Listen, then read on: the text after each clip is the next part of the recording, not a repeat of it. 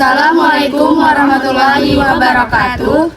Kami dari kelompok 4 ingin menjelaskan mengenai hubungan agama dan negara di dunia dan pengalaman masyarakat muslim di Indonesia.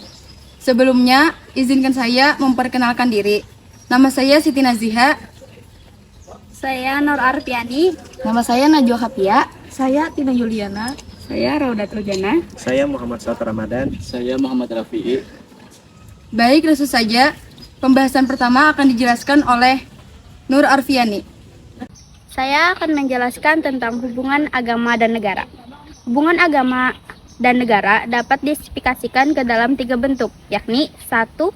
Integrat, 2. Interseksional, 3. Sekularistik. Adapun integrat adalah penyatuan antara agama dan negara, sedangkan integrasional yaitu persinggungan antar negara dan negara, dan sekularistik adalah permisahan antar agama dan negara. Hubungan antara agama dan negara di negara-negara barat dianggap sudah selesai dengan sekularismenya ataupun pemisah antara agama dan negara.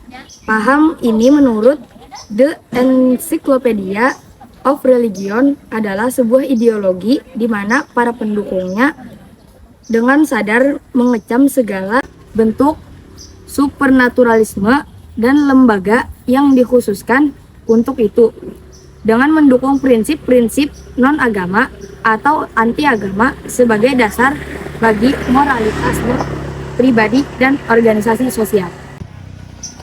Pemisahan agama dan negara tersebut memerlukan proses yang disebut sekularisasi, yang pengertiannya cukup bervariasi, termasuk pengertian yang sudah ditinjau kembali. Menurut Setter Elberger, berarti sebuah proses di mana sektor-sektor kehidupan dalam masyarakat dan budaya yang berimplikasi pada marginalisasi agama ini bisa berbeda antara satu negara dengan negara lainnya, yang terutama dipengaruhi oleh latar belakang budaya dan sejarah. Masing-masing masyarakat, negara-negara yang berdasarkan diri pada sekularisme memang telah melakukan pemisahan ini. Meski bentuk pemisahan itu bervariasi, penerapan sekularisme secara ketat terdapat di Perancis dan Amerika Serikat. Sementara di negara-negara Eropalis lain, Perancis penerapannya tidak terlalu ketat, sehingga keterlibatan negara dalam urusan agama dalam hal-hal tertentu masih sangat jelas. Sekularisasi politik dalam hal-hal tertentu dan tingkat tertentu memang terjadi di negara-negara muslim, seperti pembentukan lembaga-lembaga negara modern sebagai perwujudan sistem demokrasi yang menggantikan lembaga-lembaga negara berdasarkan keagamaan, pembentukan partai-partai politik, penyelenggaraan pemilihan umum, dan sebagainya. Hal ini sebenarnya tidak terlepas dari karakteristik ajaran Islam itu sendiri, dan tidak hanya merupakan sistem teologis, tetapi juga cara hidup yang berisi standar etika, moral, dan norma-norma dalam kehidupan masyarakat dan negara. Islam tidak membedakan sepenuhnya antara hal-hal sakral dan profan, sehingga Muslim yang taat menolak pemisahan antara agama dan negara. Oleh karena itu, sekularisasi yang terjadi di negara-negara Muslim umumnya tidak sampai menghilangkan orientasi keagamaan masyarakat dan negara. Bahkan adopsi sistem sekuler seperti sistem demokrasi dan penegakan hak asasi manusia dalam banyak hal dilakukan dengan pemberian legitimasi keagamaan melalui ijtihad. Selanjutnya adalah desekularisasi juga terjadi di Indonesia pada tahun 1980-an sebagai counter terhadap kebijakan pemerintah Orde Baru yang pada masa-masa awal mendukung sekularisasi sejalan dengan proses modernisasi dan pembangunan. Sekularisasi politik itu dilakukan dengan tema ideologisasi politik, terutama dengan menjadikan Pancasila sebagai satu-satunya asas yang berimplikasi pada pelarangan simbol-simbol agama dalam politik. Meski terjadi proses sekularisasi politik yang sangat kuat pada saat itu, dalam masyarakat tidak terjadi sekularisasi yang berarti, karena umat Islam tetap memiliki orientasi keagamaan dan melakukan sosialisasi ajaran-ajaran agama secara kultural. Bentuk yang kedua, interseksional atau hubungan antara agama dan negara, yang berarti tidak sepenuhnya terintegrasi dan tidak pula sepenuhnya terpisah. Dalam hubungan semacam ini terdapat aspek-aspek keagamaan yang masuk dalam negara dan ada pula aspek-aspek kenegaraan yang masuk dalam atau memerlukan legitimasi agama. Oleh karena itu seringkali dikatakan bahwa Indonesia bukanlah negara agama dan bukan pula negara sekuler. Negara Indonesia adalah negara yang secara kelembagaan berbentuk sekuler, tapi secara filosofis mengakui eksistensi agama dalam kehidupan bernegara.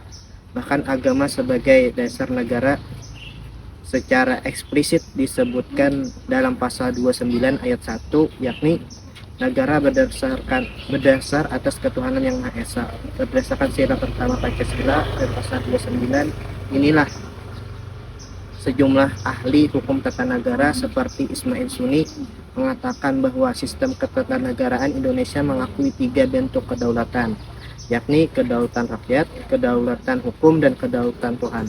Namun hanya 2 kedaulatan yang diakui resmi dan diwujudkan dalam bentuk lembaga negara, yakni kedaulatan rakyat dalam bentuk Dewan Perwakilan Rakyat atau DPR dan kedaulatan hukum dalam bentuk Mahkamah Konstitusi atau MK. Pengakuan akan eksistensi agama dalam kehidupan bernegara diwujudkan terutama dalam bentuk pengakuan resmi lembaga-lembaga keagamaan tertentu dalam negara serta adopsi nilai-nilai dan norma-norma agama dalam sistem nasional dan pengambilan kebijakan publik serta legislasi hukum-hukum agama Islam tertentu menjadi hukum nasional. Di samping itu, negara juga mengakui eksistensi partai-partai politik dan organisasi-organisasi massa yang berbasis agama. Hanya saja, kini terdapat perkembangan yang menarik dalam orientasi politik warga yang sekaligus menggabungkan antara proses sekularisasi dan desekularisasi. Selanjutnya, pengalaman umat Islam di Indonesia punya latar belakang dan cerita unik. Umat Islam di negeri ini punya pengalaman panjang berdialektika dan berdialog dengan berbagai pemahaman atau ismi dan tradisi yang sudah lebih dulu ada. Gagasan keagamaan, terutama dari golongan ortodoksi Islam, diterjemahkan dalam bentuknya yang paling profan, bahkan seringkali terkesan keluar dari batas sakralitas agama, meski sejatinya gagasan itu tetap bagian dari gagasan keagamaan. Pengalaman dialektika antara gagasan keagamaan Islam dengan realitas sosial itulah yang membuat umat Islam beserta agenda-agenda keagamaannya tetap bertahan dan tidak pernah tersungkur dalam sejarah panjang peradaban Nusantara. Meskipun gejolak sosial di negeri ini tak pernah berhenti sejak Islam dimulai disebar secara masif di sekitar 5 abad yang lalu. Gejolak sosial yang dimaksud terjadi sejak di masa kolonialisme hingga masa demokratisasi belasan tahun terakhir. Elit muslim dan juga umatnya dalam menerjemahkan ajaran agama dan dalam meningkatkan ajaran yang sekuler dari kesadaran sosial, historis, dan intelektual. Sejumlah tokoh elit muslim Indonesia nyatanya telah berhasil menjadi jembatan antara kepentingan agama dan kepentingan negara dengan menjadikan kepentingan publik umat sebagai fondasi keduanya. Terkait kesadaran sosial, historis, dan intelektual muslim Indonesia dapat tercermin dari sejumlah argumentasi penerimaan asas kenegaraan yang bukan autokrasi.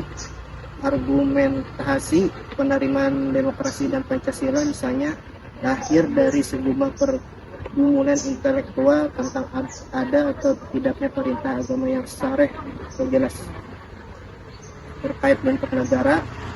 Karena tidak ada, maka urusan kenegaraan dan kebangsaan murni berada di ranah ijtihad. Itu baru dari sisi rasionalitas. Belum sisi lain yang lebih humanis seperti pendekatan sosiologis dan historis. Pengalaman sosiologis historis dapat berasal dari 2 arah, dari eksternal dan internal. Eksternal maksudnya adalah pengalaman sosiologis historis bangsa dan peradaban lain, dan internal adalah pengalaman bangsa sendiri dalam menyikapi sejumlah masalah. Adapun kesimpulan dari agama dalam negara yaitu secara umum agama diartikan sesuai dengan pengalaman dan penghayatan individu terhadap agama yang dianutnya. Agama adalah kepercayaan kepada Tuhan Yang Maha Esa serta hukum-hukum yang diwahyukan kepada urusannya agar penganutnya biasa hidup bahagia dunia akhirat. Sedangkan negara adalah suatu organisasi dalam suatu wilayah yang merupakan alat untuk mengatur hubungan-hubungan individu serta menetapkan tujuan hidup bersama dalam wilayah tersebut. Ada beberapa pandangan tentang hubungan agama dan negara, diantaranya menurut teokrasi, paham sekuler, paham komunisme, dan menurut Islam yang kesemuanya itu memiliki pandangan yang berbeda. Adapun kesimpulan dari pengalaman Muslim di Indonesia, pengalaman eteritika antara gagasan keagamaan atau Islam dengan realitas sosial itulah yang membuat umat Islam beserta agenda-agenda keagamaan tetap bertahan dan tidak pernah tersungkur dalam sejarah panjang peradaban Nusantara. Selanjutnya, kemampuan elit Muslim dan juga umatnya dalam menerjemahkan ajaran agama dalam bingkai kenegaraan yang sekuler lahir dari kesadaran sosial, histori, dan intelektual. Terkait kesadaran sosial, histori, dan intelektual Muslim Indonesia dapat tercermin dari sejumlah argumentasi penerimaan asas kenegaraan. Audio Jungle.